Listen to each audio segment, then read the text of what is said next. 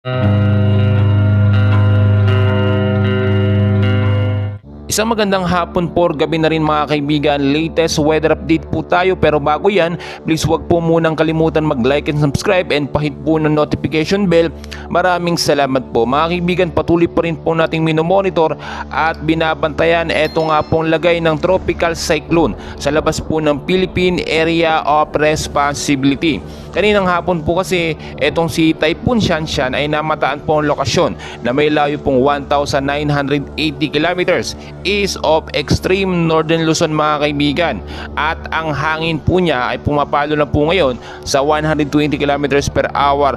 Malapit pa rin po sa sentro na may bugsong pumapalo naman po sa 150 kilometers per hour o northwestward ang kilo sa bilis po na 30 kilometers per hour mga kaibigan.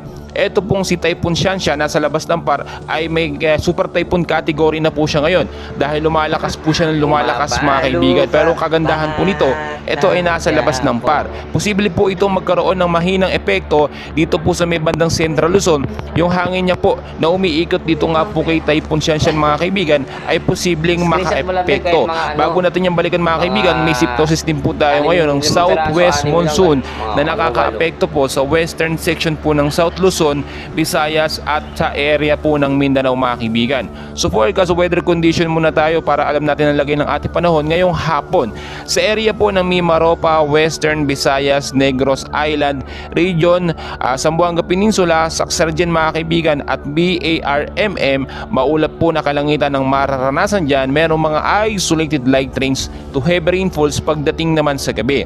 Dahil po yan sa southwest monsoon or hanging habagat. So yung posibleng impact nito mga kaibigan, pagbabaha po sa mababang lugar at landslide naman po sa mga landslide prone area kung sakali po magkaroon ng moderate to heavy rains po pagdating sa gabi. Samantalang dito naman po sa Metro Manila at the rest ng ating bansa, patuloy din po makakaranas ng maulap na kalangitan. Meron po mga isolated light rains to heavy rainfalls pagdating naman po sa gabi. So inaasahan po natin dahil po yan sa localized thunderstorm. So posible pong pagbabaha pa rin sa mababang lugar, sa mga lugar na aking nabanggit, at landslide din po sa mga landslide prone area. So balikan natin mga kaibigan etong ating binabantayan na tropical cyclone na si Typhoon Shanshan mga kaibigan.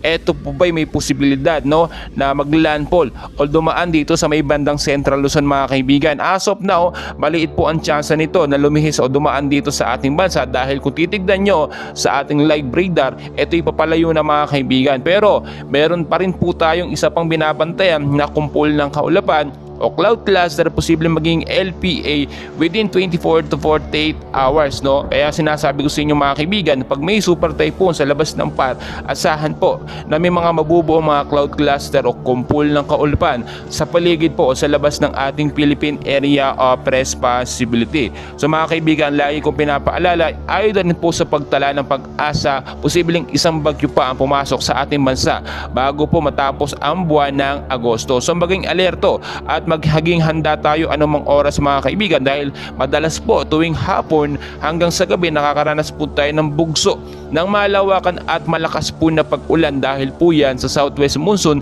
hanging habagat sinasamahan din ng localized thunderstorm. Minsan may pagkulog at pagkidlat pa po yan nakasama mga kaibigan. So mga kaibigan, patuloy ko kayong i-update and please wag na wag kakalimutan mag-like and subscribe for more weather updates.